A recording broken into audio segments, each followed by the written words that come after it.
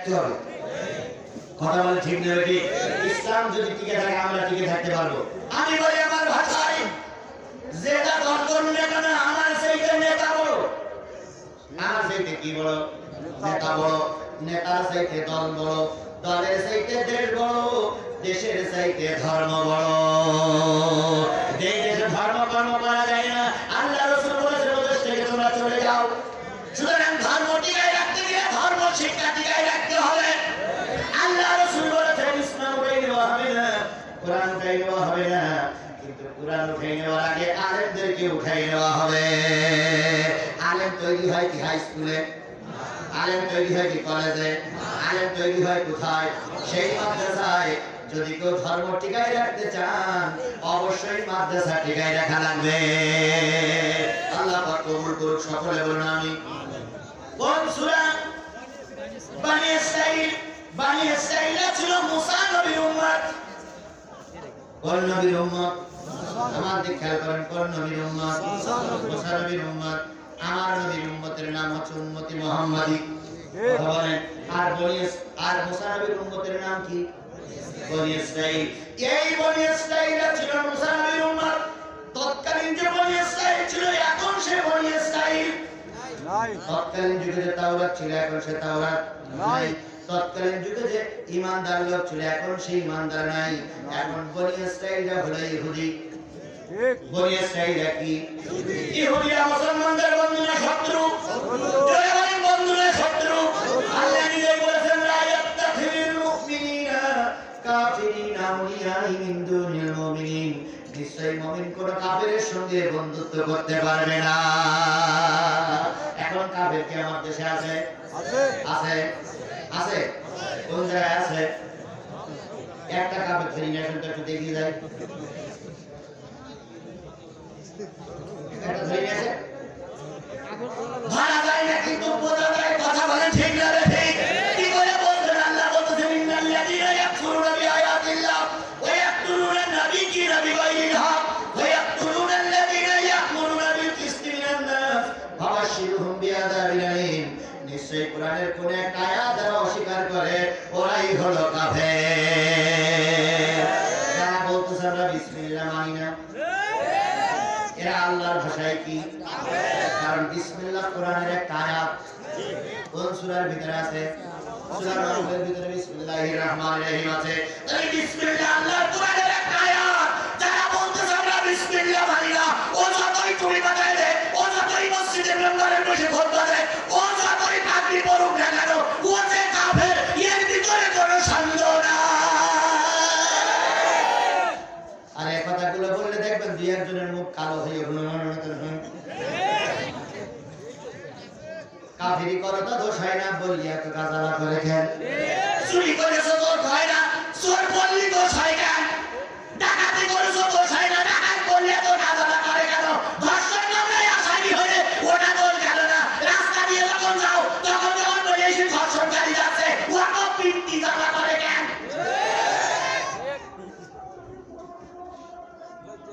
আমাদের নেতা বলেছিল আজকের এই 16ই ডিসেম্বর বিজয় দিবসে বলতেছে আমাদের নেতা বলেছিল বড় হুজুরকে জেলখানায় বসে আর খাদ্য দেওয়া যাবে না, কারণ উনি একজন ধর্ষক। এই ধর্ষকের আমরা বাঙালিতে চালা তুলে খেতে দেবো না। আমরা আল্লাহর কাছে বললাম আল্লাহ তুমি জানো কে ধর্ষক আর কে ভালো। কিছুদিন যেতে না যেতে মাহিয়া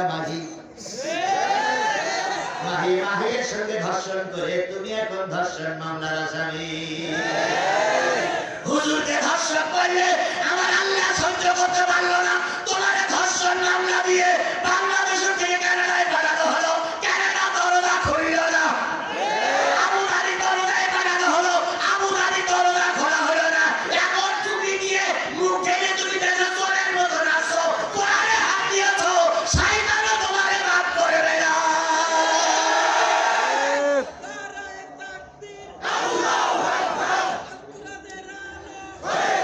তাহলে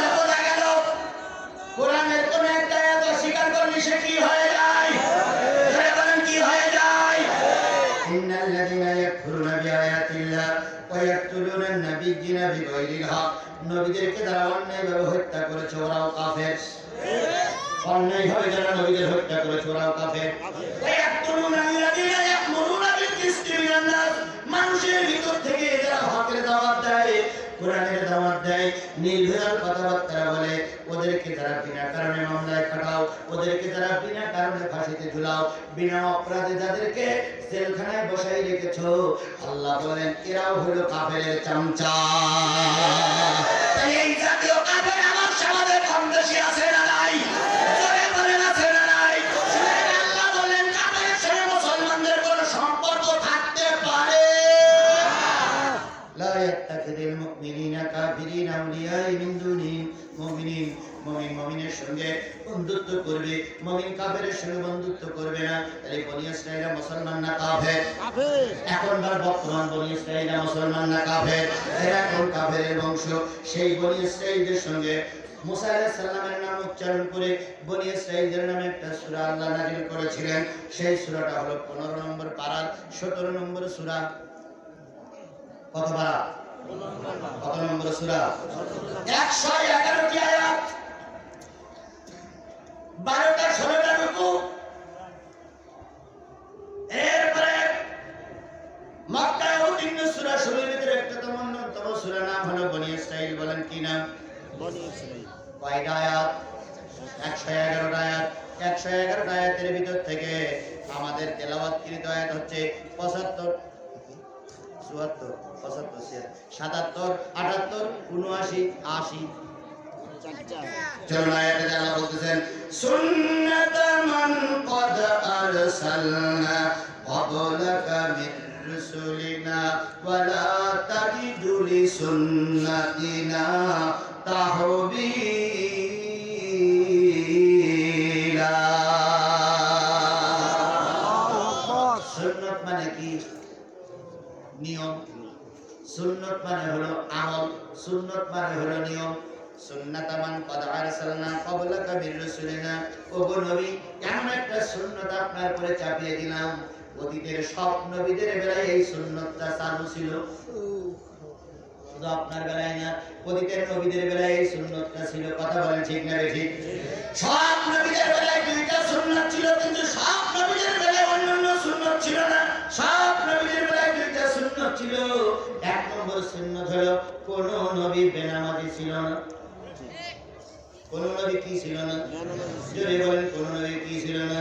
বেনামাজি ছিল না। কিন্তু আজকে আমাদের দেশের পীর সাহেবরা বেনামাজি হয়, নামাজও পড়ে না, এবার কি বলে দাবি করে? মন চলেছে সুরেশ্বর কিসের বাড়ি কিসের ঘর, মন চলেছে সুরেশ্বর কিসের বাড়ি কিসের ঘর। আইসিলেন্টা যাবো নেন্টা, আইসিলেন্টা যাবো নেন্টা, নেন্টা হয়ে জিকির কর, জিকির কর। নেন্টা হয়ে জিকির করে কিন্তু নামাজ পড়ে না। আমার মরণকালে ঢোলবাসি বাজাইও তরিকার ভাই, মরণকালে ঢোলবাসি বাজাইও। নামাজ কালাম ভাই কোনো কিছুর দরকার নাই। দেখেন তিনি ভাব দেখেন, নামাজ কালাম ভাই কোনো কিছুর দরকার নাই। গরু ছাগলের গুণগীতি গাইও তরিকার ভাই, মরণকালে ঢোলবাসি বাজায়। আরেকটা বলি, শুরু করি। কেরামান কাতিবিন, রাজা মাহশারের দিন, কেরামান কাতিবিন, রাজা মাহশারের দিন, আল্লাহ দরবারে যদি করে অভিযোগ, হায়রে আল্লাহ দরবারে যদি করে অভিযোগ, বলবো ডেকে আমরা ছিলাম দেওয়ান বাগের পানি গড়গড়াইয়া পড়তাছে, বাবা আমার ডাকতাছে। কি গড়গড়াইয়া পড়তাছে, বাবা আমার ডাকতাছে। আয় রে মানিক আমার বুকে আয়, বুকের ভিতর আছে প্রাণ, তার ভিতরে মেশিন গান, বুকের ভিতর আছে প্রাণ, তার ভিতরে মেশিন গান। ভান্ডারি বাবা আমায় পাগল বানাইছে।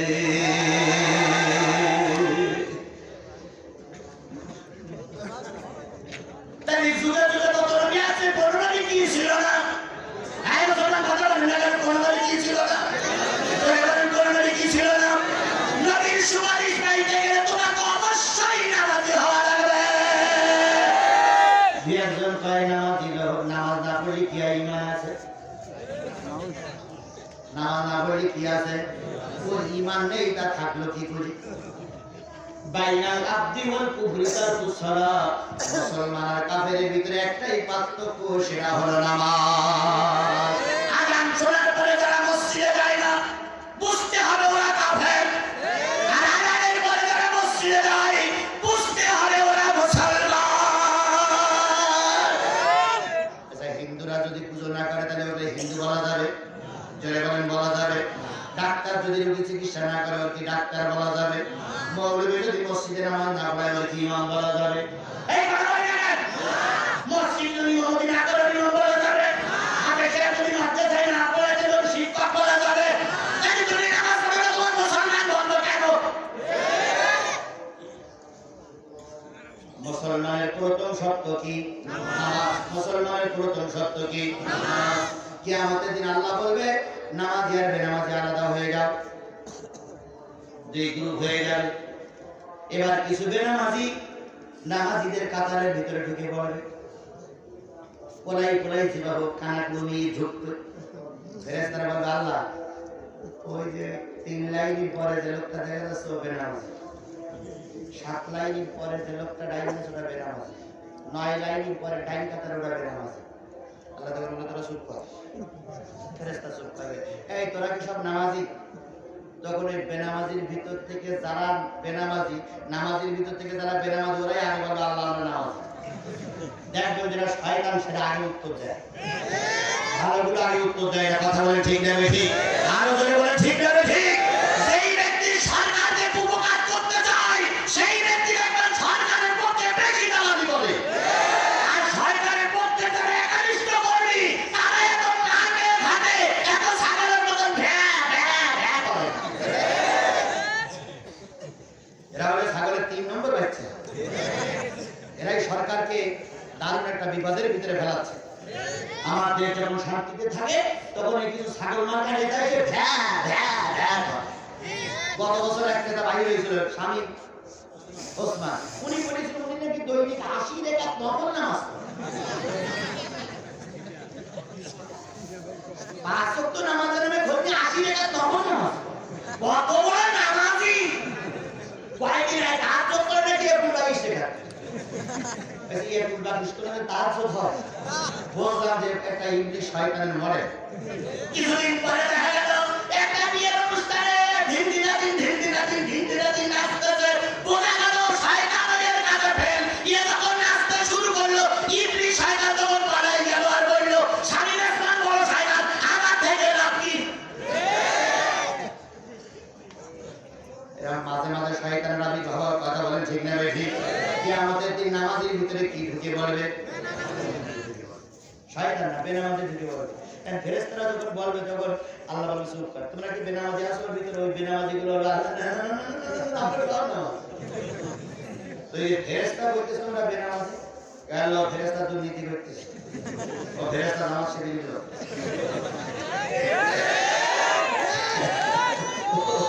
ও ফেরেশতা কি হলো? নামাজ ছেড়ে দিল। ওবাইদুল কাদের এখন হাসপাতালে। আমরা আজকে বিদায় দিবসের দিন আল্লাহর কাছে মাফ চাই, সুস্থ হয়ে ফিরে আসি। এটাই আমরা কামনা করি, আমরা শত্রুতা করি না। কিন্তু যদি আল্লাহ না করে যদি পটল তলে, তাহলে হয়তো বলবে এটাও জামাত শিবিরের কাজ।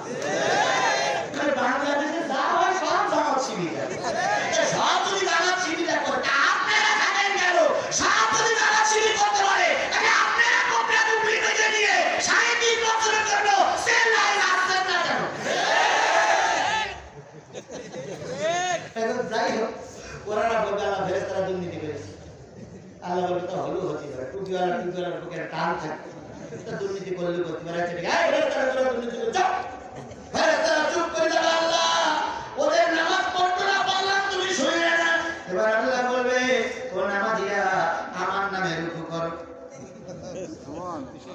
আমার নামে কি করো?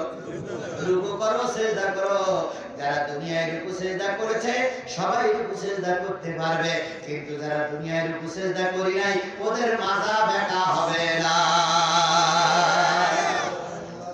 এখন 2 কোটি মানুষের ভিতরে মনে করেন যে 1,95,50,000 লোক রুকু সিজদা করেছে আর 50,000 দাঁড়িয়েছে। আল্লাহ বলবে কি খাও? তখন বলবে আল্লাহ মনে করেছিলাম দুনিয়ার যেমন দুর্নীতি করছে এটা একটা চাই দেবো, তা ভালো না। আল্লাহ তখন বলবে ফেরেশতা ওই কাফেরের যে আযাব দিবি তার চাইতে এদের ডাবল আযাব দিবি, কারণ এরা দুনিয়ায় মানুষের জ্বালায়েছে, এখানেও আমারে জ্বালাচ্ছে।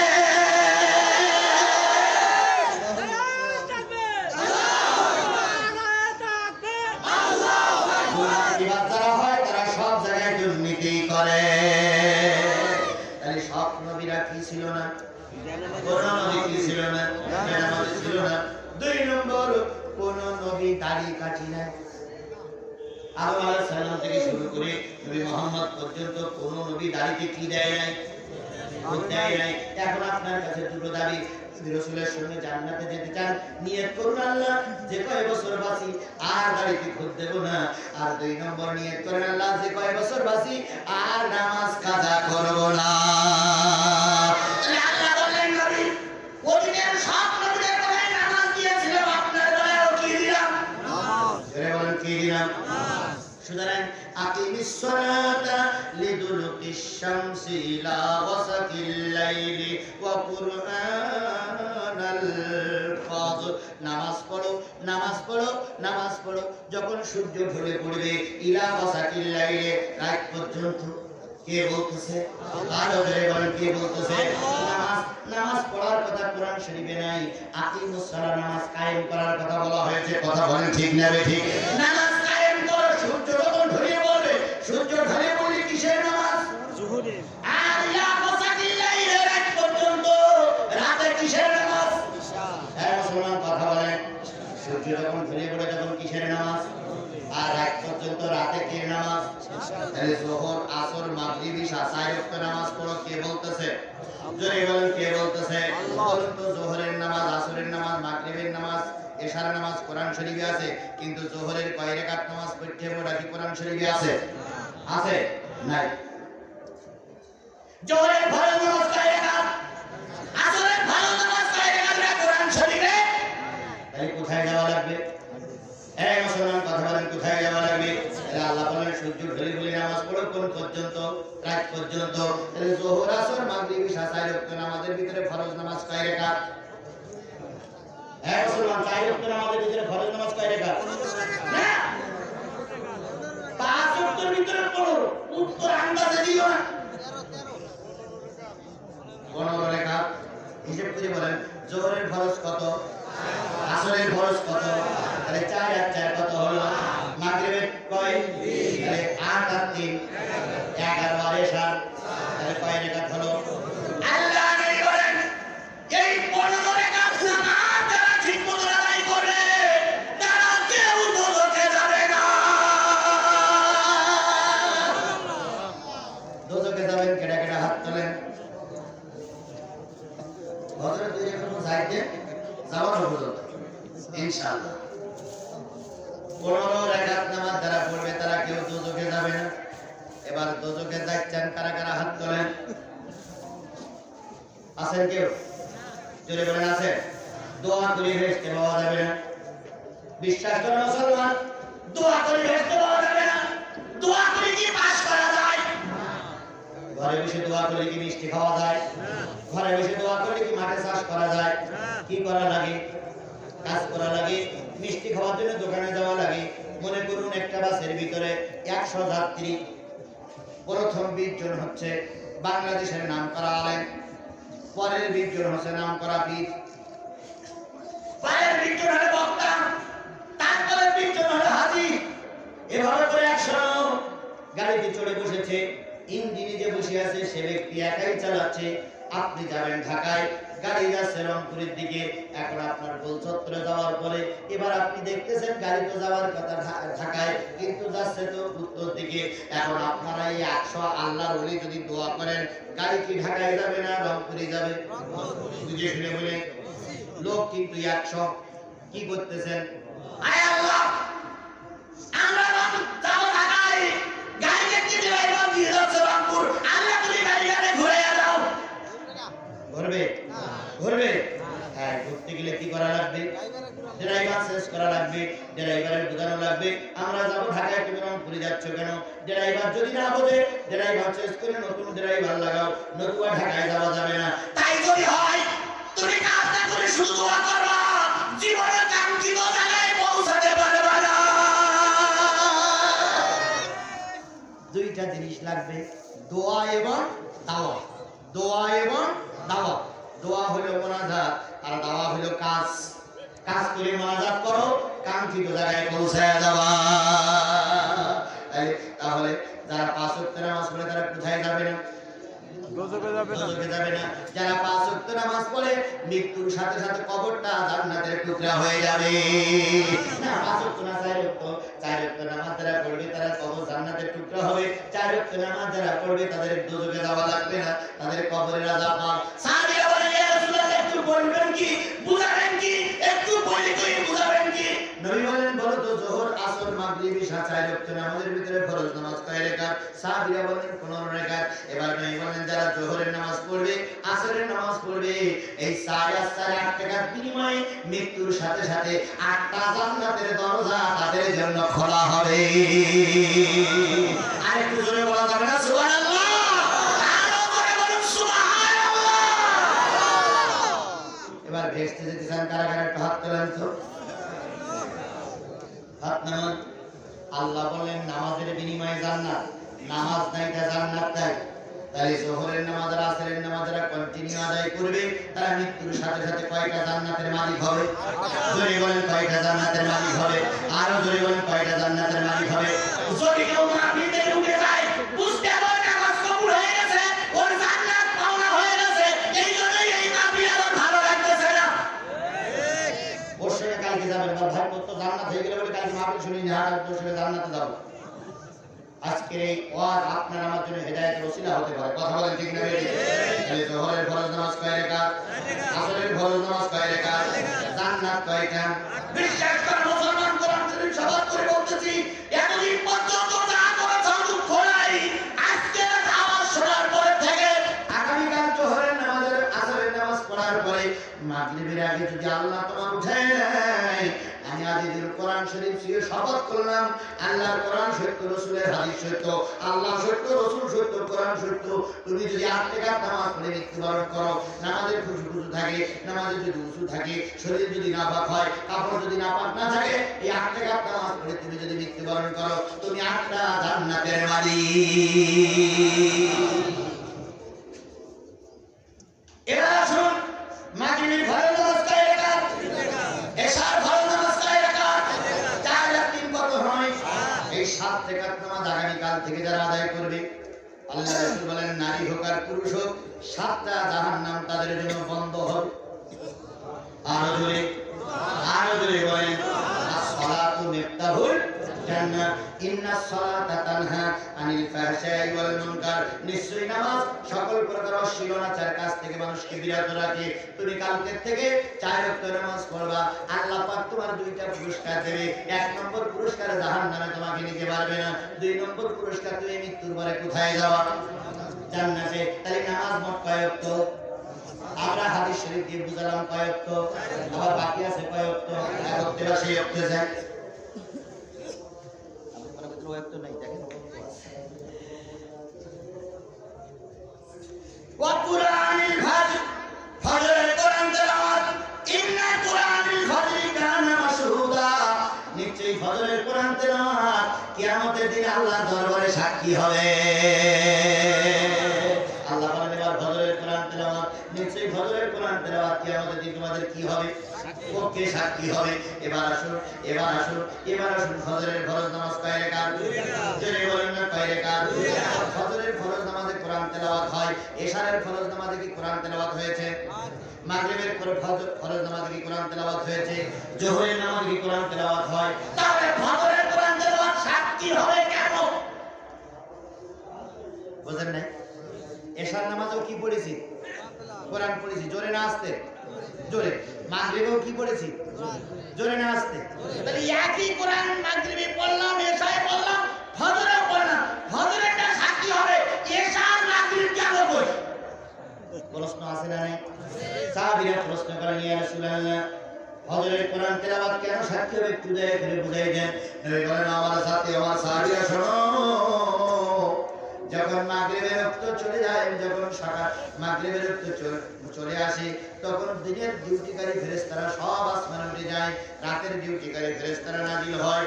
আর ওই ফেরেশতাগুলো যখন ফজরের আযান হয়ে যায়, তখন আকাশে উঠে যায় ৭০,০০০ ফেরেশতা। আর দিনের ডিউটি করার জন্য ৭০,০০০ ফেরেশতা দুনিয়ায় নাজিল হয়। এই ফজরের ওয়াক্তের সময় রাতের ডিউটিকারী কয় হাজার ফেরেশতা কোথায় চলে যায়? আসমানে চলে যায়। এই যে ফেরেশতা চলে গেল, কিয়ামতের আগে ওরা একবারও দুনিয়ায় আসবে না। এরা ৭০,০০০ চলে গেছে।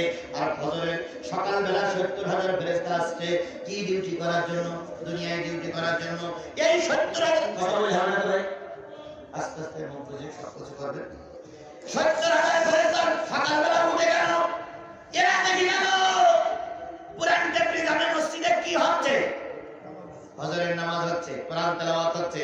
আবার যখন সকালবেলা ডিউটিকারী ফেরেশতা আসলো, ওরা এসে দেখলো কোরআন টেপরি মসজিদে কি হচ্ছে? কোরআন তেলাওয়াত হচ্ছে। তাহলে ওই ৭০,০০০ চলে গেল, আর এই ৭০,০০০ চলে আসলো।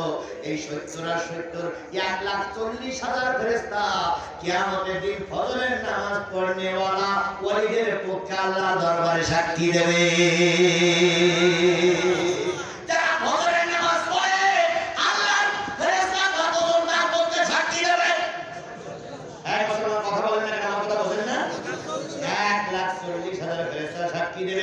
আল্লাহ তোমার বান্দা নামাজি। কোন নামাজ? মুসলমান কোন নামাজ? ফজরের নামাজ। বলুন তো সবচেয়ে কোন নামাজের দাম বেশি? ফজরের নামাজের দাম বেশি। কারণ অধিকাংশ মানুষের ফজরের নামাজ কি হয়ে যায়? হ্যাঁ, আমি যখন বলেছিলাম কর্তৃপক্ষকে সাড়ে 10টায় মঞ্চে উঠবো না, কর্তৃপক্ষের প্রভাব করেছে।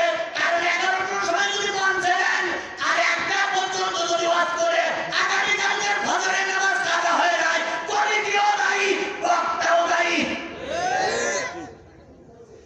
আমাদের উদ্দেশ্য তো কি? প্রচার করা ইসলাম, দিন প্রচার করা, কোরআন প্রচার করা। প্রচার করতে গিয়ে যদি নামাজি না বাড়ে, প্রচার হচ্ছে না। প্রচার করতে গিয়ে যদি মানুষ নামাজি জায়গায় বেনামাজি হয়, আমাদের প্রচার হচ্ছে না। কথা বলেন ঠিক না বেঠিক? এই জন্য আমি সবাইকে বলি 10টায় দেন, 12টায় শেষ করি, ফজরের নামাজ যেন কি না হয়, কাজা না হয়। এটা আপনাদের হাতে পায়ে ধরে বলি, রুসিয়াত ঠিক করেন, নিয়ত ঠিক করেন। আজকের মাহফিল করে কালকে যদি ফজরের নামাজের লোক কম হয়, মাহফিল কর্তৃপক্ষ দায়ী, বক্তাও দায়ী। এই জন্য সকল সময় খেয়াল করবেন, নির্ধারিত সময় যেন শেষ করতে পারি। আল্লাহ সাইয়ের নাম শুনে আমাদের তৃপ্তি হয়, কিন্তু আল্লাহ সাইয়ের কখনো এশার নামাজের পরে 1.5 ঘন্টা বেশি ওয়াজ করতেন না। 8টা, 8:30, 9টার ভিতরে ছেড়ে দিতেন। লক্ষ লক্ষ মানুষ ওয়াজ শুনেছে, কারণ ফজরের নামাজ কাজা হয় নাই। আর আমাদের শেষ বক্তা ওঠে রাত 3টের সময়। বক্তাও চোখ ডলে, শ্রোতারাও চোখ ডলে। আমি আগের দিন ওখানে বলেছিলাম, এক বক্তার শেষে এসে রাত 12টার সময় এসে দেখে 18 জন শ্রোতা আছে। কয়জন? তার ভিতরে 16 জন ঘুমিয়ে পড়েছে, আর 2 জন 2 খুঁটিকায় হেলান দিয়ে ওই আমাদের চকুলো মাছ আছে আমার ওদিকে, ওই চকুলো মাছের মতন পিটপিট পিটপিট পিটপিট পিটপিট। তো হুজুর বলতেছে, বুঝেছি এখন আর হবে না। মাইকওয়ালার দিক তাকাই তাকাই টেবিলি মাথা দিয়ে বলতে ওটাও শেষ।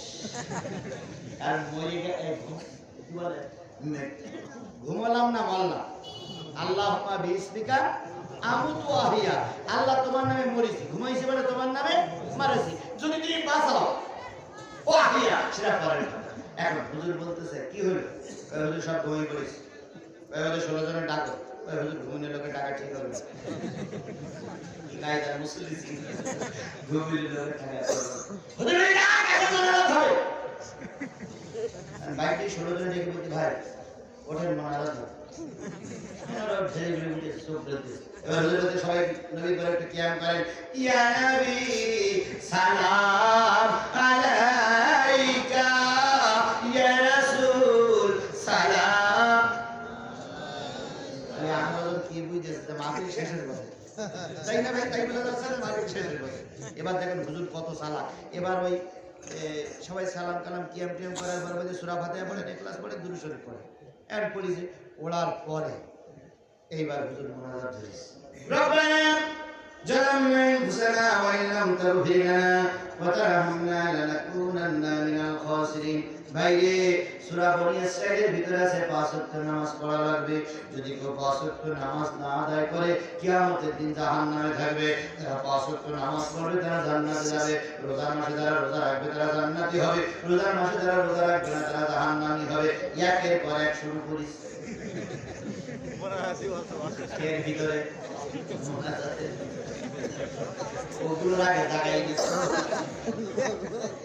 এখন মুসলিমও কিন্তু চালাক কম না মুসলিম চিন্তা করে হুজুর পড়লো কি আর ভাবছে কি হুজুর বললে মোনাজাত করে শেষ করবে এখন দেখি মোনাজাতের ভিতরে ওয়াজ চলতেছে একজন মুসলিম বলতেছে লা ইলাহা ইল্লাল্লাহু মুহাম্মাদুর রাসূলুল্লাহ হুজুর বলতে আমার এক মাস শেষ হয়ে তুই তার দিন লা ইলাহা ইল্লাল্লাহ বলছে ঠিক আছে তাই হুজুর বুঝেছি মোনাজাতের ভিতরে ওয়াজ চলতেছে ও আমার জাতি ও আমার মুসলিম ভাইরা এই জন্য অধিক রাত করে আমরা মাহফিল করব না ইনশাআল্লাহ জোরে বলেন ইনশাআল্লাহ এই ফজরের নামাজ যারা পড়ে তাদের পক্ষে কয় লক্ষ কত হাজার করে তো সাক্ষী দেবে 40,000 করে কাজ করে তা সাক্ষী দেবে এবার সাহাবীরা বলেন ইয়া রাসূলুল্লাহ সাল্লাল্লাহু আলাইহি ওয়াসাল্লাম ফজরের নামাজের পুরস্কার কি নবী আবার বললেন যারা ফজরের নামাজ ঠিক মতো আদায় করবে আল্লাহ তাদের দুইটা পুরস্কার দেবে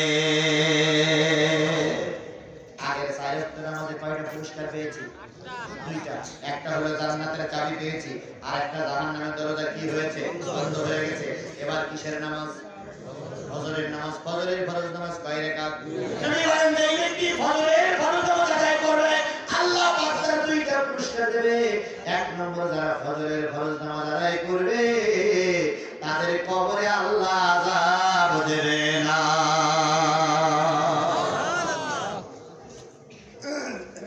ও আমার সাদাতপুরি মুসলমানরা শোনো মৃত্যুর পর তার কবরের আযাব মাফ তার কুলসিরাত মাফ যার কুলসিরাত মাফ তার কিয়ামতের দিন বিচার মাফ যার বিচার মাফ সে আল্লাহর জান্নাতি এই কবরের আযাব মাফ পাইতে গেলে কি করা লাগবে যদি বলেন কি করা লাগবে বেনামাজি মারা গেছে বাংলাদেশের সবচেয়ে বড় হুজুরের দোয়া করতেছো কবরের আযাব মাফ করে দাও যদি নামাজ না থাকে কোন মৌলবীর দোয়ায় কাজ হবে না আর অধিকাংশ মৌলবীরা দোয়া করে স্বার্থের জন্য অধিকাংশ মৌলবীরা দোয়া করে কিসের জন্য স্বার্থের জন্য মৌলবী যদি 2000 টাকা দাও আর যদি মুরগি টাকার গরুর গোশত দই দিয়ে একটু খেতে দাও এমন দোয়া করে সুদ ধরে জান্নাতের ভিতর ঢুকে যাবে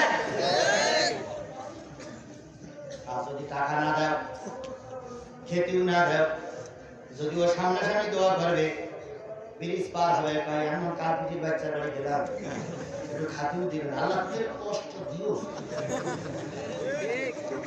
মুখে মুখে না বললেও অন্তরে বলবে আল্লাহ বলেন ইন্নাল্লাহা ইন্নাল্লাহা লা ইয়ানজুরু সুরিকুম ওয়া আমওয়ালিকুম ওয়ালাকিন ইয়ানজুরু কুলুবিকুম ওয়া আমালিকুম আল্লাহ তোমাদের চেহারা দেখবে না তোমাদের ছবি দেখবে না টাকা পয়সা দেখবে না দেখবে হলো অন্তর তাই যে ব্যক্তি ফজরের নামাজ পড়বে তার কবরের আযাব জোরে বলেন কবরের আযাব আমাদের দেশে অনেক নেতারা মারা যায় কিন্তু নামাজ পড়ে না যত দোয়া করে না কেন মাফ পাবা না আমার এই শয়তানগুলো মরে গেলে বেশি মাইকিং হয় ভাই আমার পড়ে আমার সাদাপুর নিবাসী মোহাম্মদ মাসতুল্লাহ খান একমাত্র পিতা মোহাম্মদ মাসতুল্লাহ খান কত রাত 3টা বেজে 32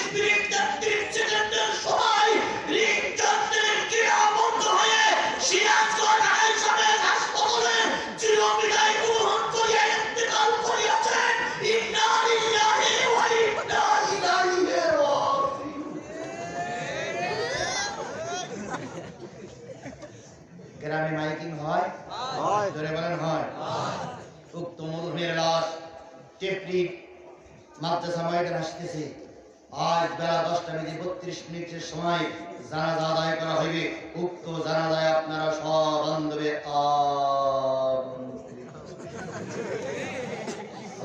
কথা বলেন লাইন হয় না হয়? সিরাজগঞ্জের ইমাম নয়, বাইতুল মুকাদ্দামের ইমাম নয়, কাবা ঘরের সুরাইসিরে যদিও এর ইমামতি করো, আর ফজরের নামাজ যদি কাবা হয়ে থাকে, কোন মৌলবীর দোয়া কবুল হবে না। যদি বলেন হুজুর বাড়াই বলতেছেন, আল্লাহর নবীর চাইতে বড় ইমাম পৃথিবীতে কেউ ছিল না, এখন কেউ আছে না, ভবিষ্যতে কেউ আসবে না। ওই নবী একজন লোকের জন্য ইমামতি করেছিলেন, জানাজায় ইমামতি করেছিলেন। লোকটার নাম কি? আব্দুল্লাহ বিন উবাই ইবনে সুলুল। ওই লোকটার ইমাম ছিলেন আল্লাহর নবী। কাপড়ের কাপড় ছিল রাসূলের গায়ের জামা, কবরে গড়াগড়ি ছিল রাসূলের কাপড়ে গড়াগড়ি। এই লোকটা যখন জানাজার নামাজ করতেছিলেন, আল্লাহ পাক সূরা তাওবার ৮০ নম্বর আয়াত নাযিল করে দিয়ে বললেন, ইস্তাগফির লাহুম আও লা তাস্তাগফির লাহুম ইন তাস্তাগফির লাহুম ৭০ মাররা। নবী গো, এদের জন্য ক্ষমা চাইবেন না, যদি ৭০ বার ক্ষমা চান আমি আল্লাহ ক্ষমা করব না। তাহলে আল্লাহ বলেন ৭০ বার দোয়া করলে কবুল হবে না, আর তুমি ৩ পৃষ্ঠা পড়া মৌলবী ২০০০ টাকা দিয়েছো, সুদ করে জন্য দোয়া করতেছো, তোমার দোয়া সামনে আনার উপরে উঠবে না, এখানেই ঘুরি কবরে চলে যাবে। নবীর দোয়া কবুল হয় নাই, আর তুমি মৌলবী গোশতের কি বলে মুরগির মাথা, তারপরে গরুর একখান রান খাওয়ার জন্য হাত করে বসে আছো, আর দোয়ার মাত্রা বাড়িয়ে দিয়েছো, সুদ খোরের জন্য দোয়া করতেছো আল্লাহ জান্নাত দিয়ে দিও। আল্লাহ কয় ৪০ কদম সরিয়ে দেখ, ফেরেশতারা রেডি জান্নাত দেওয়ার জন্য, ফেরেশতারা রেডি। আজকে কত তারিখ? ১৬ ডিসেম্বর। কথা বলেন ঠিক না বেটি? আজকে মহান কি দিবস? বলেন মহান বিজয় দিবস। কথা বলেন ঠিক না বেটি? আজকে ১৬ ডিসেম্বর মহান বিজয় দিবসে যারা দেশ স্বাধীনের জন্য জীবন দিল, আমি গুনাহগার তাদের জন্য দোয়া করতেছি, আল্লাহ পাক তাদের জন্য জান্নাতের মেহমান বানিয়ে দেয়। তবে যত ভালো কাজ করো না কেন, নামাজ নেই, ঈমান নেই, জান্নাত পাওয়া না। অনেক নেতারা মারা গেলে কবরের পাশে দিয়ে রাষ্ট্রীয় মর্যাদায় সেলুট দেওয়া হয়।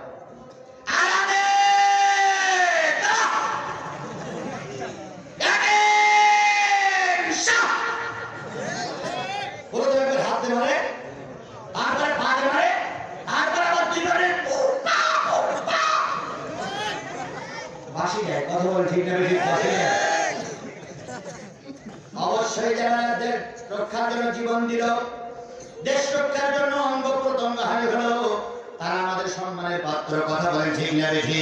কিন্তু যত বড়ই ভালো কাজ করো না কেন, নামাজ নাই, জান্নাত পাবা না। বাইনাল আবদি ওয়াল কুফরু তারকুস সালাত। মুসলমান আর কাফেরের ভিতরে একটাই পার্থক্য, সেটা হলো নামাজ। তাহলে নামাজ ছাড়া মাপ পাওয়া, তাহলে ফজরের নামাজ যারা পড়বে তাদের ১ নম্বর পুরস্কার কবরে নাজাত, ২ নম্বর পুরস্কার ফজরের নামাজ যারা পড়বে তারা ঈমান নিয়ে মরবে, শয়তান তাদের মরার সময় ধোঁকা দিয়ে বেঈমান বানাতে পারবে না। সুবহানাল্লাহ বলেন। তাহলে তাই যদি হয়, ৫ ওয়াক্ত নামাজের ভিতরে কিসে যাওয়া যাবে? জান্নাতে। ৫ ওয়াক্ত নামাজের ভিতরে কিসের দরজা বন্ধ? জাহান্নামের দরজা বন্ধ। ৫ ওয়াক্ত নামাজ পড়লে কিসের আযাব মাফ? কবরের আযাব মাফ। ৫ ওয়াক্ত নামাজ যারা পড়বে তারা কি নিয়ে মৃত্যুবরণ করবে? আমি পায়ে ধরে অনুরোধ করতে পারি, সকলের কাছে অনুরোধ করতে পারি, সকলের কাছে কি দাবি করতে পারি, আপনারা নিচে বসেছেন, আমার এই চেয়ারে বসাইছেন কেন? আমার ভিতরে কি আছে? জোরে বলেন, কি আছে তাই চেয়ারে বসাইছেন? আপনিও মানুষ, আমিও মানুষ। আপনার শরীর থাকলে রক্ত বাইর হয়, আমারও শরীর থাকলে। আপনি বিয়ে করি বাচ্চা হয়, আমিও বিয়ে করি। আপনিও যা, আমিও তাই। আমাকে চেয়ারে বসাইছেন কেন? আমার ভিতরে কি আছে তাই? তাই সেই কোরআন আপনার পায়ের পরে হাত থেকে বলতেছে, আমি গুনাহগার, আপনার পায়ের পরে দুটো হাত থেকে বলে গেলাম, আগামী কাল থেকে এই নামাজ আর কাজা করব না। আগামী কাল থেকে ৫ ওয়াক্ত নামাজ পড়ব। কারা কারা রাজি আছে? ২ হাত তুলে আল্লাহ দেখা দাও। উঁচু করে রাখেন। আল্লাহ আল্লাহ হেদায়েত আমার হাতে নাই। তোমার রাসূল দাওয়াত দিয়ে আমাদের হেদায়েতের বাণী শুনে হেদায়েত দিতে পারিনি। আবু লাহাব হেদায়েত পাইনি। আমি গুনাহগার সাতক্ষীরার মানুষ। এই সাজাদপুরে এসে সব বান্দার কাছে নামাজের দাওয়াত দিয়ে সবাইকে নিয়ে আহ্বান করতেছি আমরা আগামীকাল থেকে নামাজ আদায় করব। আল্লাহ তুমি আমাদের এই তওবা কবুল করো। আগামীকাল আযানের পরে আমাদের মনে করাইয়ে দিও আল্লাহ। নামাজ কয়েকটো আরেকটু সামনে নেন। যদি আগামীকাল ফজরের নামাজের আগে কারোর মৃত্যু হয়ে যায়, ফজরের নামাজের আগে যদি কারোর কি হয় মৃত্যু হয়ে যায়, ফজরের নামাজের পরে যদি কারোর কবরে রাখা হয়, যোহরের আযানের আগে যদি কারোর কবরে রাখা হয়, যেই না কবরে রাখা হবে সেই একজন ফেরেশতা কবরে চলে আসবে, আপনার মাথার কাছে বসে থাকবে। এরপর কবরে যাবে কে মুনকার নাকির, যে প্রশ্ন করবে কয়টা? মান রব্বুকা মান দীনুকা মান নবিয়ুকা, তোমার রব কে, তোমার ধর্ম কি, তোমার নবীর নাম কি। আরেকটা হচ্ছে এই সব ঘটনাগুলো তুমি কোথা থেকে পেয়েছো, তোমার ইমাম কে, তোমার নেতা কে। এই চারটি প্রশ্ন, তিনটি প্রশ্ন করা হলো। প্রশ্ন করার পর আপনি ফেরেশতার চেহারা থেকে দারুণ ভাবে ভয় পেয়ে যাবেন। ও ফেরেশতা, এত বড় ফেরেশতা আমি কখনো দেখি নাই, তুমি কে? তখন আপনার মাথার কাছ থেকে একটা লোক বেরিয়ে আসবে, আসসালামু আলাইকুম বলে ফেরেশতার সামনে দাঁড়িয়ে বলবে, রাদিতু বিল্লাহি রাব্বান ওয়া বিল ইসলামি দীনান ওয়া বি মুহাম্মাদিন নাবিয়্যা ওয়া রাসূলা সাল্লাল্লাহু আলাইহি ওয়াসাল্লাম। ফেরেশতারা মুনকার নাকির চলে যাবে, মুনকার নাকির চলে যাবে। আপনি আপনার কবরের এই লোকটার কাছে জিজ্ঞেস করবেন, ভাই রে, যে ছেলের জন্য বাড়ি করলাম, যে বিবির জন্য ব্যাংক ব্যালেন্স করলাম, যে মেয়ের জন্য মিথ্যা সাক্ষী দিলাম, যে ছেলে মেয়ের চাকরির জন্য কত অন্যায় কাজ করলাম, একটা ছেলেও কবরে আসলো না, মেয়েও কবরে আসলো না। যে বিবির জন্য এত কিছু করলাম, বিবি কবরে আসলো না। যে স্বামীর জন্য সারা রাত জেগে জেগে কেঁদেছি, সেই স্বামী আমার কবরে আসলো না। তুমি আগন্তুক কি? তখন ওই লোকটা আপনারে জড়িয়ে ধরে বলবে, বন্ধু রে, কেন ভুলে যাচ্ছ? আমি তো তোমার সারা জীবনের বন্ধু। আমার চেনো না? আমি তো তোমার সারা জীবনের বন্ধু। তখন এই ব্যক্তিরা বলবে, না না, আমি তোমার কোনোদিন দেখি নাই। তখন এই লোকটি নিজকে হাতে দিয়ে বলবে, তুমি কি আজ জোহরের আযানের পরে নামাজ পড়ো নাই? তখন বলবে, হ্যাঁ, শীত আসুক, গ্রীষ্ম আসুক, বৃষ্টি আসুক, বর্ষা আসুক, জোহরের আযান দেওয়ার পরে সব কাজ ফেলাই রেখে আমি নামাজ পড়েছি। তখন এই কবরের পাশে থাকা লোকটি বলবে, আমি তোমার সেই কষ্ট করা জোহরের ফরজ নামাজ তুমি সারা জীবন আমার পিছনে লেগেছিলে, এখন তুমি বিপদে পড়েছো। আমার হক, আমার বড় দায়িত্ব তোমার বিপদের দিনে সাহায্য করা। সবচেয়ে বড় বন্ধু যে বিপদের সময় পাশে থাকে, ঠিক না ঠিক? সবচেয়ে বড় বন্ধু যে বিপদের সময় কোথায় থাকে? পাশে থাকে। এবার ফেরেশতা চলে গেল, আপনি কিস্তিতে করতেছেন, না জানি আবার ওই মুনকার নাকির কখন আসে। এরপর আসরের আযান হয়ে গেল, মুনকার নাকির আবার কবরে আসলো, মান রব্বুকা মান দীনুকা মান নবিয়ুকা মান ইমামুকা প্রশ্ন করলো। তখন এই ফেরেশতা আরেকজন চলে আসবে, তিনি বলবে, আমার উত্তর দিতে দাও। ওই ফেরেশতা বলবে, রাদিতু বিল্লাহি রাব্বান ওয়া বিল ইসলামি দীনান ওয়া বি মুহাম্মাদিন নাবিয়্যা ওয়া রাসূলা। ওই ফেরেশতা চলে যাবে, আপনি জিজ্ঞেস করবেন, আপনি কি? ওই লোকটা মিষ্টি হেসে দিয়ে বলবে, আমি আপনার আসরের নামাজ। সুবহানাল্লাহ বলেন না? এরপর একটা মাগরিবের নামাজ, মাগরিবের সময় ফেরেশতা আসবে। এরপর এশার সময় ফেরেশতা আসবে। পরের দিন ফজরের সময় ফেরেশতা আসবে। ফজরের নামাজ আপনার পক্ষে যখন ওকালতি করবে, ফেরেশতা চলে যাবে। এক সপ্তাহ দেখা হবে না। আগামীকাল কি বার? শুক্রবার। সামনের শুক্রবারে ফেরেশতা আবার আসবে, আসার পরে জিজ্ঞেস করবে, ওই শুক্রবারে নামাজ আপনার পক্ষে যখন দালালি করবে, ফেরেশতা বলবে, আল্লাহর বান্দা ঘুমাও, তোমার কবরে আর কেউ ডিস্টার্ব করবে না। হায় রে মুসলমান, যে নামাজ তোমার কবরের সাথী, যে নামাজ তোমার জান্নাতের সাথী, যে নামাজ তোমার পুরজুরাতের সাথী, সেই নামাজ মুসলমান ভুলে গেছে। এবার মুসলমান ফেরেশতারা বলবে, ঘুমাও। ওই ব্যক্তিকে ঘুম পড়ানো হবে, জান্নাতের সঙ্গে একটা কানেকশন করে দেওয়া হবে। জান্নাতের সঙ্গে কানেকশন করে দেওয়ার পরে আল্লাহর বান্দা বান্দি ঘুম পড়বে, ঘুমাবে তা ঘুমাবে, ঘুমাবে তা ঘুমাবে। এমন অবস্থায় হঠাৎ করে একটা আওয়াজ শুনবে, কোথা থেকে একটা সুরসুরি আওয়াজ ভেসে আসছে। ওই লোকটা ঘুম থেকে জেগে দেখবে কবর ফাঁক হয়ে গেছে। লোকটি বলবে, তোমরা প্রতি মহাজনের ময়দানে কারা? আমরা ফেরেশতা। আমি ঘুমাইছিলাম, আমার ডাকলে কেন? বললেন না? আমি ঘুমাইছিলাম, কবরে কোনো ডিস্টার্ব নাই, আর আমি ঘুমাইছিলাম, ডাকলে কেন? তখন ওই ফেরেশতারা বলবে কিয়ামত শুরু হয়ে গেছে। আল্লাহ রাসূল বলেছেন সর্বশেষ যে ব্যক্তি দুনিয়া থেকে মৃত্যুবরণ করবে সে ব্যক্তি কমপক্ষে 50,000 বছর কবরে থাকবে। অথচ আপনার এক ঘুমে কি হয়ে গেল? সিংহায় ফুৎকার শুরু হলো। ফেরেশতারা বলবে আমরা আল্লাহ কিয়ামত শুরু করেছে। তখন এই লোকটা হেসে হেসে বলবে এই ফেরেশতা পাগল হয়ে গেছো না? আমি শুনেছিলাম কমপক্ষে কয়েক হাজার বছর থাকা লাগবে, আর তার কথা আমি মারা গেছি, এখন কিয়ামত শুরু হবে কে বললো? ফেরেশতারা তখন বলবে আল্লাহর বান্দা তুমি ছিলে নামাজি, তুমি ছিলে আল্লাহওয়ালা, তাই তোমার এই এক ঘুমের ভিতরে 1 লক্ষ বছর আল্লাহ পার করে দিয়েছে। যে নামাজে জান্নাত চলে যাবে, যে নামাজে কবরের আযাব পাবে, ওই নামাজ আমরা ছেড়ে দেব না। আসুন দিনের শুরু করুন নামাজ, দিনের শুরু করুন নামাজ, ফজর। আর নামাজটার নাম কি? ফরজ। ওয়াক্তটার নাম কি? ফজর। ফজরের ফরজ নামাজ কয় রাকাত? যে ব্যক্তি সকালবেলার ফজরের ফরজ নামাজ পড়বে সেই ব্যক্তি আদম এবং হাওয়া যে জান্নাতে থাকবে ওই জান্নাতে আল্লাহ পাক তাদের ঢুকাইয়ে দেবে। সাহাবীরা বলেন ইয়া রাসূলুল্লাহ আদম আর হাওয়ার জান্নাতে কেন? নবীজি বলেন সর্বপ্রথম পৃথিবীতে ফজরের নামাজ পড়েছিল আদম আর হাওয়া। সুবহানাল্লাহ। সর্বপ্রথম ফজরের নামাজ পড়েছিল কারা? আদম আর হাওয়া। আদম আর হাওয়া কোথায় ছিল? জান্নাতে। জান্নাতের ভিতরে ছিল। একজন লোক পদস্খলন ঘটাই তাদেরকে কোথায় নামাই দিল? যে লোক পদস্খলন ঘটাইছিল তার নাম কি? আর জোরে বলেন তার নাম কি? আল্লাহ পাক বলেন ইহবিতে নেমে যাও। 2 গ্রুপ নেমে গেল। আদম আলাইহিস সালামকে কোথায় নামাই দেওয়া হলো? জিদ্দায়। আর হাওয়া আলাইহিস সালামকে কোথায় নামাই দেওয়া হলো? শরণদ্বীপ, শ্রীলঙ্কায়। এই শয়তান 2 জনকে নামাই দিল। 2 জন দীর্ঘদিন পর্যন্ত কাঁদলো। কাঁদতে কাঁদতে কাঁদতে কাঁদতে কাঁদতে কাঁদতে কারো চোখ দিয়ে রক্ত বাইর হয়ে গেল, কেউ বা কাঁদতে কাঁদতে পানি শূন্য হয়ে গেল। এক সময় আল্লাহর কাছে বললেন আল্লাহ তোমার আসমানে দেখেছি, তোমার জান্নাতে দেখেছি তোমার নামের সঙ্গে আরেকটা নাম লেখা আছে, সেটা হচ্ছে লা ইলাহা ইল্লাল্লাহ মুহাম্মাদুর রাসূলুল্লাহ। ওই নবীর ওসিলা আল্লাহ পাক তুমি মাফ করে দাও। এবার আদম আর হাওয়া দোয়া করলেন রব্বানা যালামনা আনফুসানা ওয়া ইল্লাম তাগফির লানা ওয়া তারহামনা লানাকুনান্না মিনাল খাসিরিন।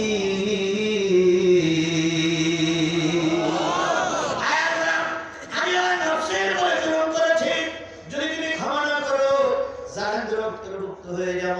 এই দোয়া করার পরে 2 জন আল্লাহ এক জায়গায় করে দিলেন। 2 জন পানির মধ্যে হাঁটতে শুরু করলেন।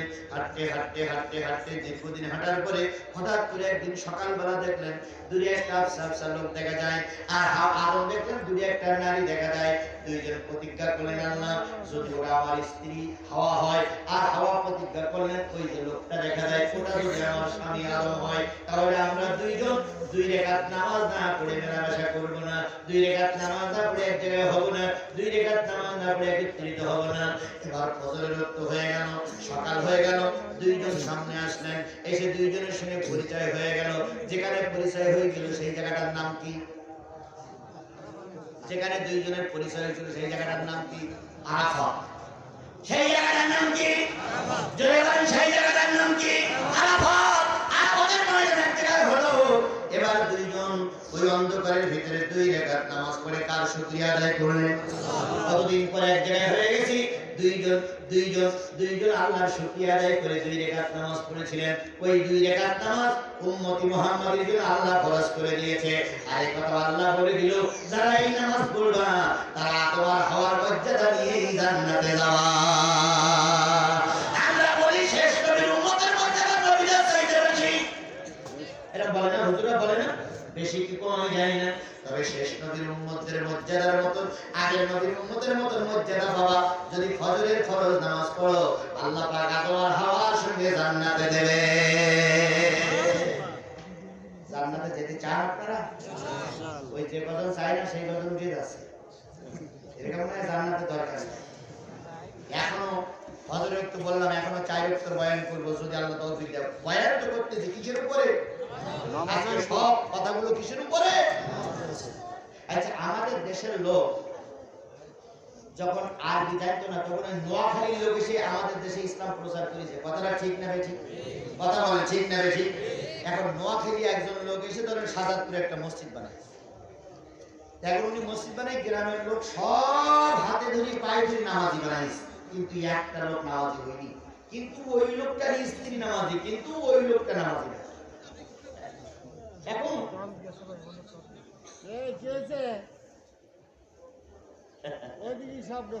থাক, ওখানে যে যেখানে জায়গা আছে সে সেখানে বেশি বলুন। নামাজের পরেই তো কথা হচ্ছে আল্লাহ 10 জন লোকের নামাজি বানাই দিন।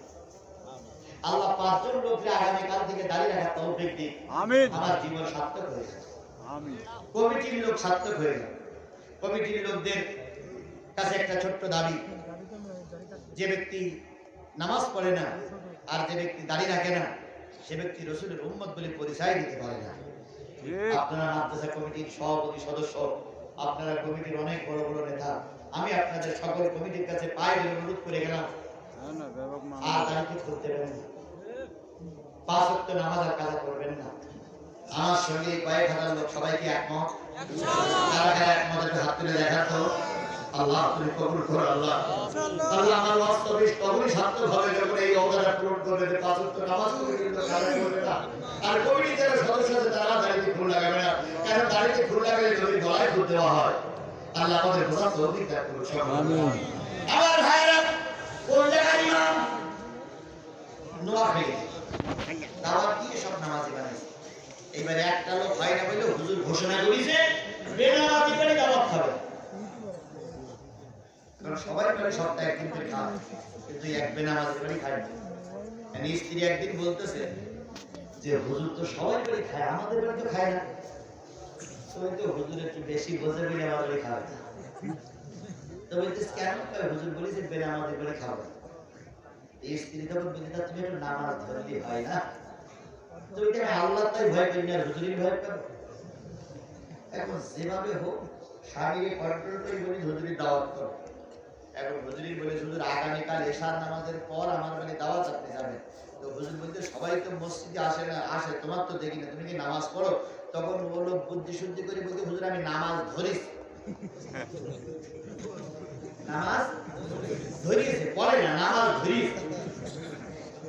হুজুরা সাধারণত একটু সাদা সিধেই হয়, পেঁয়াজ গোস কম বসে, কিন্তু এখনকার হুজুরা পেঁয়াজ গোস বসে খুব। কেউ জেল খাটায় কোনো কোনো হুজুরকে আমি অত তাল তন্ত্রে যাই দেখছি আমি ভালো আছি। কত বুদ্ধির ঢেকি, কত বুদ্ধির ঢেকি। যদি হুজুরা বুদ্ধির কাজ না করতো যদি সব হুজুরা বাইরে নামতো, আল্লাহর কসম আমার দেশ কোরআনের দেশ হয়ে যেত। কিন্তু হুজুরদের কারণে আমরা মার খাচ্ছি। আল্লাহ সবাইকে বোঝার তৌফিক দান করুন। এখন হুজুর বলিস আমি নামাজ কি করেছি, এই বাড়িওয়ালা বলিস আমি নামাজ কি করেছি, ঠিক আছে ধরে যাও যেমন করে তারা এশার নামাজের পরে হাইকেন, তখন আগে হাইকেন ছিল, হাইকেনটা নিয়ে ওই লোকের বাড়ি দিয়ে বলতে আব্দুল সালাম কি বাড়ি, আব্দুল সালাম কি বাড়ি, আব্দুল সালাম কি বাড়ি কয়ে দিয়ে হুজুর আসেন আসেন। তা তুমি কি এই সকালবেলা ফজরের নামাজ পড়েছিলে বাবু? হুজুর বলিস না নামাজ ধরিস, পুলিশ যে কথা বলতে বলতে নামাজ ধরিস। তো হুজুর বলতেছে কয় রাকাত ধরিস?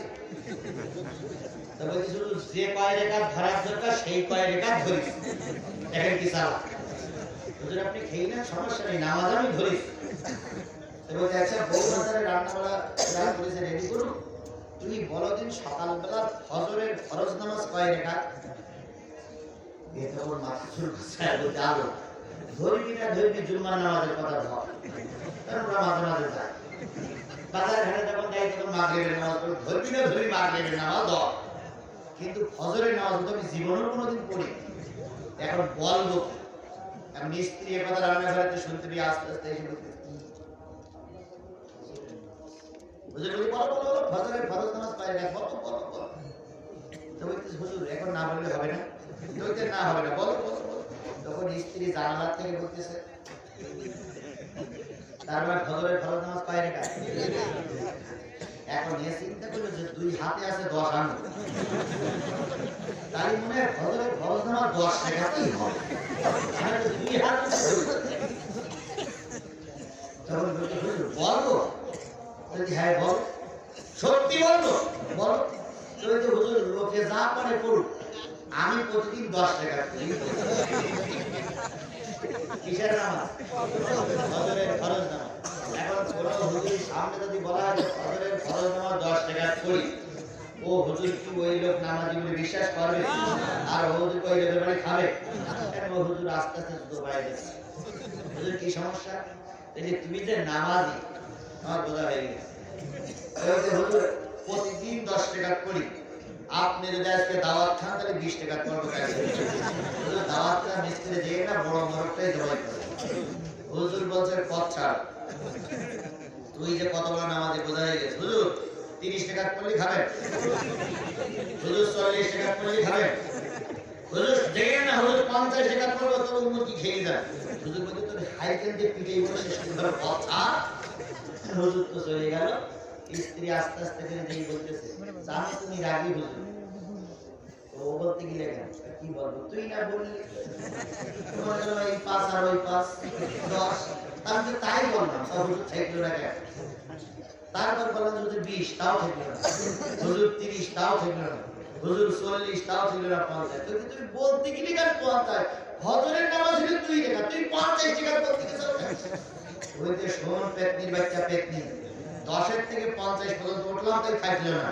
আর যেই বলতাম 2, সেই কি হাইকেন হুজুরের হাতে দেখতে খবর সব করছিল না। আমাদের সমাজে আমরা এই কায়দার নামাজি, কথা বলেন ঠিক না বেঠিক? যেই ব্যক্তি ফজরের ফরজ নামাজ আদায় করবে তাকে কার সঙ্গে আল্লাহ জান্নাতে দেবে? আল্লাহর হওয়ার সঙ্গে 2 নম্বরে চলে আসুন জোহরের ফরজ নামাজ। জোহরের ফরজ নামাজ কয় রাকাত? তিনি বলেন জোহরের ফরজ নামাজ কয় রাকাত? এই 4 রাকাত জামাতে বাজার আদায় করবে, আল্লাহ পাক তাদেরকে ইব্রাহিম খলিলুল্লাহর সঙ্গে জান্নাত দিয়ে দেবে। কেন ইব্রাহিম খলিলুল্লাহর সঙ্গে জান্নাত দিবে? ইব্রাহিম খলিলুল্লাহকে আল্লাহ পাক 4টা পরীক্ষা দিয়েছিলেন। কয়টা পরীক্ষা? 1 নম্বর পরীক্ষা, ও ইব্রাহিম শিশু পুত্রে বনবাসে দিয়েছো। হযরত ইব্রাহিম আলাইহিস সালাম 90 বছর বয়সে একটা ছেলে পাইলেন, নাম কি? ইসমাঈল আলাইহিস সালাম। ছোট্ট শিশু ইসমাঈল, আল্লাহ রাব্বুল আলামিন বলেন ইসমাঈলকে বনবাসে দিয়েছো। হাজরা ইসমাঈলকে যখন বনবাসে নিয়ে যায়, একটু পানি আর একটু রুটি দিয়ে যখন তারা চলে আসে, হাজরা ইব্রাহিমের পিছনে পিছনে ঘুরতেছিল আর বলতেছিল, স্বামী সন্তানের পরে তোমার কি কোনো মায়া নাই রে স্বামী? এই ছোট্ট শিশুটারে তুমি এই জঙ্গলের ভিতরে রেখে যাচ্ছ। আমাদের কাছে যা রুটি আছে পানি আছে অল্পক্ষণ চলবে, তারপরে তো রাখি রাখতে হবে। তোমার কি একটু মায়া নাই, তোমার কি একটু দয়া নাই? তুমি আমার এখানে রেখে যাচ্ছ। ইব্রাহিম খলিল জাতির আব্বা কিছুই বলে না, চোখ বেয়ে বেয়ে পানি পড়তেছে, পানিগুলো দাড়ির মাথা বেয়ে বেয়ে স্পর্শ করতেছে জমিনের পরে। হযরত ইব্রাহিম হাজরা ইসমাঈলকে জঙ্গলের ভিতরে রেখে যখন ঘোড়ায় চললেন, মা হাজরা ইব্রাহিমের পায়ের কাছে দিয়ে বলতেছে, স্বামী বড় সতী, বড় যার মন সন্তুষ্ট করার জন্য তোমার কলিজার টুকরা ছোট্ট ছেলের বনবাসে দিলে, তোমার কি একটু মায়া লাগে না? জাতির আব্বা ইব্রাহিম। ইব্রাহিম কিছুই বলে না। 90 বছরের বুড়ো বয়সের সন্তানের জন্য প্রাণটা কাঁদে, কিন্তু মালিকের হুকুম পালন করতে দিয়ে কিছুই বলতে পারতেছে না। ইব্রাহিম খলিলুল্লাহ যখন ঘোড়ায় চড়ে রওনা হয়েছে, হাজেরা পিছন দিক থেকে যায়, বলে, স্বামী গো, এত নিষ্ঠুর হয়ে না, এত নির্দয় হয়ে না, তোমার ছেলের দিকে তাকাও আর সূর্যের দিকে তাকাও। তোমার ছেলেটা সূর্যের চাইতে সুন্দর, এত একটা চাঁদমাখা ছেলে রেখে তুমি চলে যাও, তোমার কি একটু মায়া হয় না? জাতির আব্বা ইব্রাহিম কিছুই বলে না। এরপরে ইব্রাহিম আরো চলতে শুরু করেছে। কিছুক্ষণ পর হাজেরা সামনে দিয়ে দাঁড়ালো। ইব্রাহিম যা রুটি রেখেছ, যা পানি রেখেছ, গতকাল আগামীকাল খাইলে একটু শেষ হয়ে যাবে। পরে যার মালিক নিয়ে কার কাছে ভিক্ষা চাইবো? এখানে তো ভিক্ষা দেওয়ার লোক নাই, এখানে কোনো বাড়ি নাই, ঘর নাই, অরণ্য জঙ্গলের ভিতরে কার কাছে ভিক্ষা চাইবো?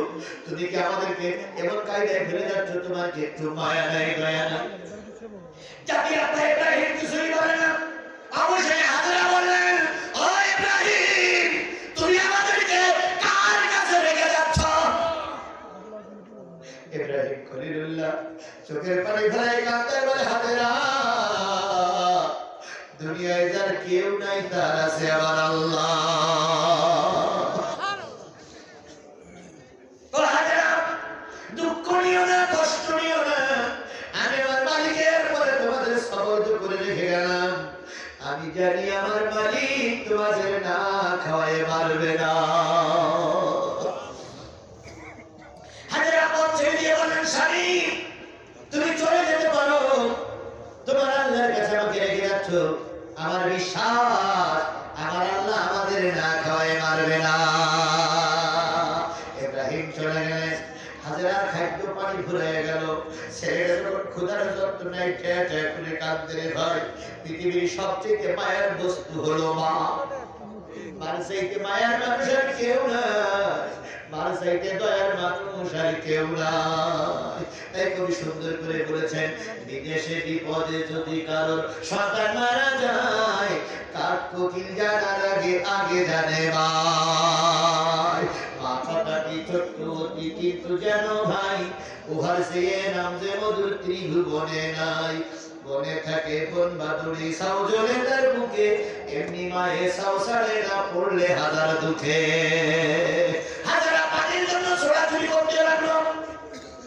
একবার সাবাই দৌড়াই, আর একবার মামায় দৌড়াই, একবার ইসমাইলের কাছে আসি, বুকের ভিতরে জড়াই ধরে বলে, ইসমাইল রে, তোর বাবা তোকে বন বসে দিয়ে গেছে, কিন্তু আমি জানি আমার মালিক তোরে না খাওয়াই মারবে না। ইসমাইল কিছুক্ষণ পরে পায়ের গোড়ালি থেকে একটা কূপ বাহির হলো, একটা পানির ঝর্ণা বাহির হলো। ইসমাইল আলাইহিস সালাম সেই পানি খাইলেন, হাজেরাও সেই পানি খাইলেন, পানিটারে বাদ দিলেন, জমজম কূপ হয়ে গেল। তাই প্রথম পরীক্ষা হলো নিজের কলিজার টুকরা সন্তান কোথায় দিতে হবে, কোন ভাষায় দিতে হবে। 2 নম্বর পরীক্ষা, ওই ছেলে যখন একটু বড় হয়ে গেল, আল্লাহ রাব্বুল আলামিন বলেন, এই ছেলেকে আমার নামে কুরবানি দাও। ইব্রাহিম আলাইহিস সালাম বাড়ি থেকে রওনা হলেন কুরবানি দেওয়ার জন্য। হাজেরা ডাকলেন, ডেকে বললেন, হাজেরা, ও হাজেরা, আমি সব আহো হাজেরা, আমি তোমার ছেলেকে নিয়ে কাকির বাড়িতে যাব। স্ত্রী বললেন, স্বামী গো, তোমার সন্তান তুমি নিয়ে যাও, বাধা দেব না। ইব্রাহিম আলাইহিস সালাম, ইসমাঈল আলাইহিস সালাম দুইজন যখন যাইতেছিলেন, শয়তান তখন পিছন দিক থেকে বাধা সৃষ্টি করলো। ইসমাঈল আলাইহিস সালাম এদিকে বলে, ও ইসমাঈল, কোথায় যাও? তোমার বাবা তো তোমাদের কুরবানি করার জন্য নিয়ে যাচ্ছে। ইসমাঈল আলাইহিস সালাম বলেন, তা হয় না, কুরবানি করতে পারে না, এটা বিশ্বাস হয় না। অবশেষে যখন কুরবানি করার জন্য ইসমাঈল আলাইহিস সালামকে নিয়ে গেল ময়দানে, তখন ইব্রাহিম আলাইহিস সালাম বলেন, বসো, ইন্নী আরা ফিল মানামি আন্নী আসবাহুকা ফানজুর মাযা তারা। আমি স্বপ্ন দেখেছি তোমাকে আমি কুরবানি করতেছি, তোমার মত কি? ইসমাঈল আলাইহিস সালাম বলেন, আব্বা, তুমি কুরবানি করো, আমার দুঃখ নাই, কিন্তু কুরবানিটাকে তোমার কাছে আমার কয়েকটা শর্ত আছে। 1 নম্বর শর্ত, আমাকে যখন কুরবানি করবে, আমার হাতও বেঁধে নেবে, পাও বেঁধে নেবে। জাতির আব্বা ইব্রাহিম ভাই, আল্লাহ 90 বছর একটা সন্তান দিলে তারপর তাকে কুরবানি করার জন্য নির্দেশ করেছো। সে এখন বলতেছে, হাত বাঁধো, পাও বাঁধো, কোরবানির ঈদের চাইতে বড় পরীক্ষা তুমি আমার আর কি দিতে চাও? যত পরীক্ষা নাও, দুঃখ নাই, তবু আমি যেন তোমারে ভুলে না যাই। আজকে আমরা আল্লাহরে বলি, আল্লাহ, ইসলামের জন্য যত পরীক্ষা নাও, দুঃখ নাই, কিন্তু আমরা যেন তোমারে ভুলে না যাই। আমি হাত বাঁধবো কেন, পা বাঁধবো কেন? ইসমাঈল ছোট মানুষ বলেন, আব্বা, যখন আমার গলায় ছুরি চালাবে, মরণ যন্ত্রণা থেকে বড় যন্ত্রণার কিছু নাই রে বাবা। যখন আমার গলায় ছুরি চালাবে, মৃত্যুর যন্ত্রণায় ছটফট করবো, আমার হাত নড়বে, পা নড়বে, কখন জানি তোমার গায়ে লেগে যাবে। তুমি জাতির পিতা, তোমার গায়ে পা লাগলে আমার গুনাহ হবে। এই জন্য আমার হাতটা বেঁধে নাও, পাটা বেঁধে নাও। ইব্রাহিম আলাইহিস সালাম বলেন, বাজার রে, সেটাই হবে। 3 নাম্বার, ও আমার পিতা, আমাকে যখন কুরবানি করবে, আমার গায়ের জামাটা খুলে যেখানে রক্ত পড়বে সেই জায়গায় রেখে দেবে। ইব্রাহিম আলাইহিস সালাম বললেন, বাজারের ভিতরে ভয় দেখি, ওই আপনি রেখে যাওয়ার পর থেকে শুরু করে এখন 12 বছরের উপরে আমার বয়স হয়ে গেছে, একটা দিনের জন্য আমার মা আমারে ছাড়া খায় না। সকালবেলা মা নাস্তা বানিয়ে বসে থাকে, যতক্ষণ আমি ইসমাইল না আসি ততক্ষণ খাই না। দুপুরবেলা খাওয়া নিয়ে বসে থাকে, যতক্ষণ আমি জঙ্গল থেকে ফিরে না আসি ততক্ষণ আমার বাবা মা খায় না। এশার নামাজ পড়ে যতক্ষণ ফুরসত না হয় মা আমার খায় না। আমার জন্য মা কতক্ষণে চেয়ে থাকে। আজকে যখন তুমি আমাকে কুরবানি করবে, আমার মার খাওয়া বন্ধ হয়ে যাবে, মা খেতে পারবে না, মার পেটের ভিতরে কোনো খাদ্য যাবে না। ও আমার বাবা, আমার রক্ত মাখা জামাটা আমার মার কাছে দিয়ে বলো, তোমার ইসমাইলকে আল্লাহর রাস্তায় কুরবানি করে দিয়ে এসেছি। আমার মা যখন মনে পড়বে, ওই রক্ত মাখা জামাটা যখন আমার মা দেখবে, আমার মা একটু হলেও সান্ত্বনা পাবে, এটা আমার ইসমাইলের জামা। বলুন বাবার মনে কত কষ্ট, কত ব্যথা। আমার মায়েরা ইব্রাহিম বললেন, ইসমাইল তাই হবে, জামাটা খুলে দেবেন, রক্ত পড়বে সেখানে রাখেন। এবার যে ছুরি নিয়ে আসছিলেন, ছুরি চালায় কিন্তু ছুরি চলে না। ইসমাইল আব্বার ডেকে বলতেছে, আব্বু আমার মুখের পরে তোমার মুখটা ফুটতেছে, আমার চোখের পরে তোমার চোখটা ফুটতেছে, এই জন্য তরবারি চলতেছে না। আমার চোখ বেঁধে নাও, তোমার চোখ বেঁধে নাও, যাতে করে আমার চোখ তোমার চোখে না পড়ে, তোমার চোখ আমার চোখে না পড়ে। জাতির পিতা ইব্রাহিম তাই বললেন। এবার ছুরি চালায়, ছুরি চলে না, ছুরি পাহাড়ের গায়ে ফেলে মারে, পাহাড় ধ্বংস হয়ে যায়, কিন্তু ইসমাইলের গলা কাটে না। এবার ইব্রাহিম আলাইহিস সালাম ইসমাইল আলাইহিস সালাম বললেন, আব্বাজান তুমি আমাকে ভুট করে সময় দাও। ইব্রাহিম আলাইহিস সালাম ইসমাইলকে ভুট করে সময় দিলেন। এবার যখন ছুরি চালাতেছিলেন, আল্লাহর ফেরেশতারা কাঁদে, আল্লাহ তোমার খলিলের পরীক্ষা চলতেছে, আমরা সহ্য করতে পারি না, এবার তুমি মুক্তি দিয়ে দাও। আল্লাহ রাব্বুল আলামিনের ফেরেশতারা জান্নাতে একটা দুম্বা নিয়ে আসলেন, ইসমাইল আলাইহিস সালামকে সরাই দিলেন। ওখানে দুম্বাটা দেখা হলো, দুম্বা জবাই হয়ে গেল। পাশে ইসমাইল বললেন আল্লাহু আকবার, ইব্রাহিম বললেন আল্লাহু আকবার, পাশে যারা ফেরেশতা ছিল তারা বললেন আল্লাহু আকবার। ইব্রাহিম চোখটা খুলে দেখে দুম্বা জবাই হয়ে গেছে, ইসমাইল পাশে দাঁড়িয়ে আছে। এবার যখন ইসমাইলকে ধরতে চাচ্ছিলেন, তখন আল্লাহ রাব্বুল আলামিন বললেন, নবী গো তুমি তোমার স্বপ্নকে সত্যে পরিণত করে দেখাইছো, কিয়ামত পর্যন্ত এই স্বপ্ন চালু থাকবে। এবার বাপ বেটা ওই মরুভূমিতে মিনার ময়দানে উযু করে ভর দুপুরে বেলা যখন মাথার উপরে ভর দুপুরে 4 রাকাত নামাজ পড়েছিলেন, ওই 4 রাকাত নামাজ উম্মতি মুহাম্মাদের জন্য জোহরের ফরজ নামাজ করা হয়েছে। জোহরের ফরজ নামাজের ইতিহাসকে পড়তে পেরেছি, বুঝতে পেরেছেন? আল্লাহ নবী বলেন, এই জোহরের 4 রাকাত ফরজ নামাজ যে যারা কষ্টের ভিতরে পড়বে, ওই ফরজ নামাজের বিনিময়ে আল্লাহ রাব্বুল আলামিন ইব্রাহিম আর ইসমাইলকে যে জান্নাতে দেবে, জোহরের নামাজ আদায়কারীকে আল্লাহ পাক ওই জান্নাতের মালিক বানায় দেবে। আল্লাহ পাক আমাদের কবুল করুক, সকলে বলুন আমিন। আসরের নামাজ পড়েছিলেন হযরতে সময় কোন অবস্থায় নামাজ পড়েছিলেন, ছোট্ট একটা কথা বলে যায়।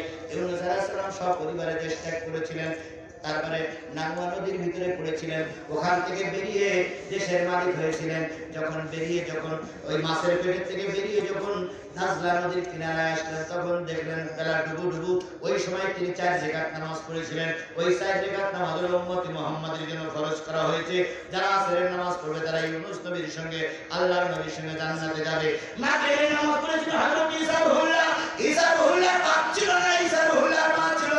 এই জন্য ঈসা রুহুল্লাহকে আল্লাহ পাক 3 রাকাত ফরজ নামাজ আদায় করতে বলেছিলেন। এই 3 রাকাত নামাজ যারা আদায় করবে তারা ঈসা রুহুল্লাহর সঙ্গে জান্নাতে যাবে। এশার নামাজ পড়েছিলেন হযরত মুসা আলাইহিস সালাম। মুসা আলাইহিস সালামকে আল্লাহ নীল নদ পাড়ি দিয়ে ওই পারে যেতে বলেছিলেন। নীল নদ যখন পাড়ি দিয়েছিলেন তখন বেলা ডুবে যাচ্ছে। এবার নীল নদ পাড়ি দিয়ে ওই পারে টুটে সারক্ত হয়ে গেল। হযরত মুসা আলাইহিস সালাম নীল নদ পাড়ি দিয়ে যখন ওই পারে গেলেন, ওই পারে যে তিনি জাতিকে নিয়ে বনি ইসরাঈলকে নিয়ে 4 রাকাত নামাজ পড়েছিলেন। ওই 4 রাকাত নামাজ উম্মতি মুহাম্মাদের জন্য ফরজ করা হয়েছে। এই 5 ওয়াক্ত নামাজ যে ব্যক্তি যারা নারী হোক আর পুরুষ হোক আদায় করবে, 5 নবীর সঙ্গে তারা হেসে খেলে জান্নাতে যেতে পারবে।